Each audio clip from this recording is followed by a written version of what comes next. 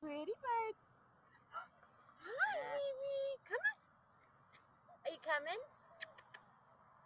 Are you coming? Oh, nom noms. Nom nom nom.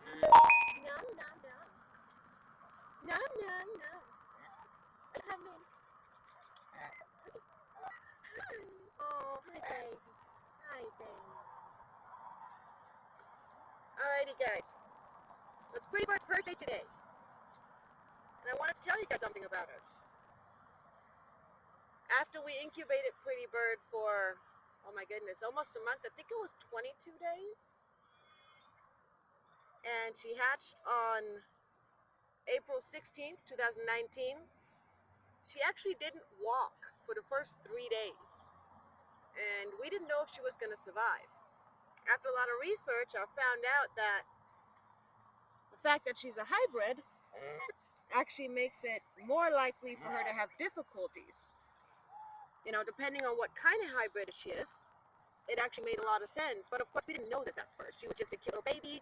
We had no idea she had any relation to Canada geese because her feet were not black, and it's not uncommon for there to be goslings with black beaks. So once she showed these characteristics of the Canada geese, we figured out that there might be a connection. I looked into it and it all makes sense. But it's kind of interesting that a goose like this, for hybrids to actually, like for two different geese from two different breeds, for the right breeds to find each other, to breed, to successfully create a fertile egg, for that egg to not only be fertilized, but also get all the way to the hatching and the baby to successfully hatch in captivity, which actually is harder because the mother will actually slightly crack the eggs once the baby starts to pip to make it easier, since the goose egg shell is actually a lot harder than most eggshells.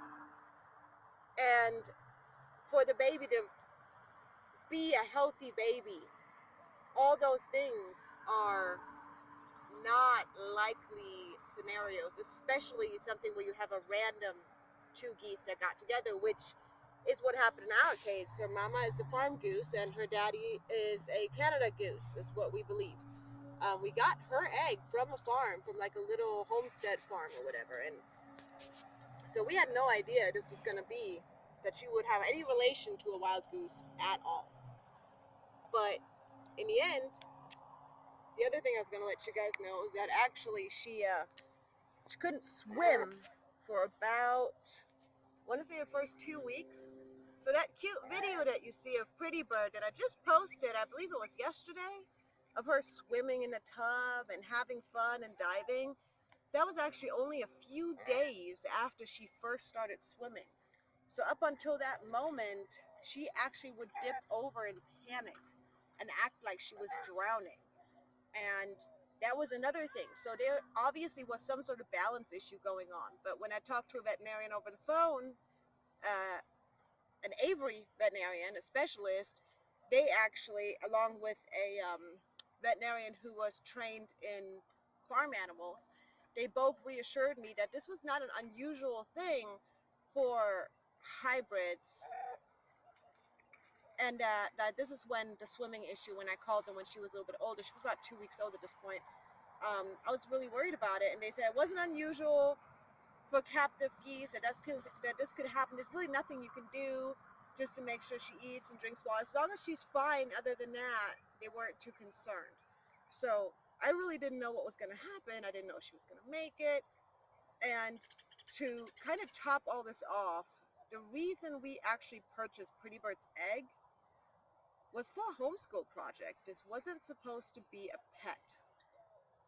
She wasn't supposed to stay with us. We were going to raise her, and then we were going to actually bring her to a farm and have her become a, you know, go to a farm that's a no-kill farm, where she would have lived as just an egg layer or a breeding goose. Um, but we couldn't help it. We homeschool, and we have raised duckies before, we've raised quail before, and we've done that before, and it's been an amazing learning experience. But with Pretty Bird, we fell in love so much that we just could not let her go. So I figured I'd let you guys know how we ended up with her. Now this is not the ideal way to end up with a goose. I do not recommend this. Before getting a goose, do your research. We're lucky. We happen to have a family situation where one of us, at least one of us, is almost always home. We have children who we homeschool, so we're home a lot. We are not confined to a certain location when it comes to income due to the fact that my husband is a 100% disabled veteran and receives VA income. So we have more freedom in that area. And in that sense, and actually my husband grew up on ranches, so he has experience taking care of animals. And I actually grew up in Germany and worked in during school vacations throughout my teenage years. And I've raised many different animals in Germany. I've actually raised a duck before when I was a child that I rescued from the local lake.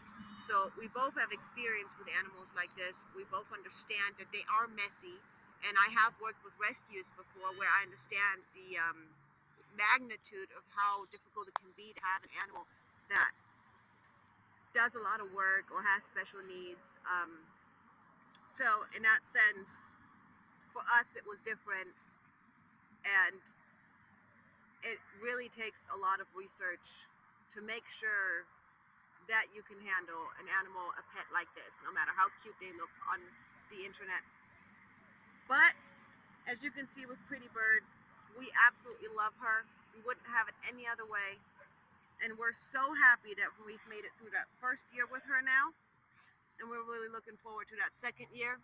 And we're hoping to get to move and get our own place with some land where Pretty Bird will be able to have her own property and territory, right baby? Yeah, just like George, right? Alrighty guys, thanks for watching Pretty Bird's beginning story and how we decided to keep her. Bye!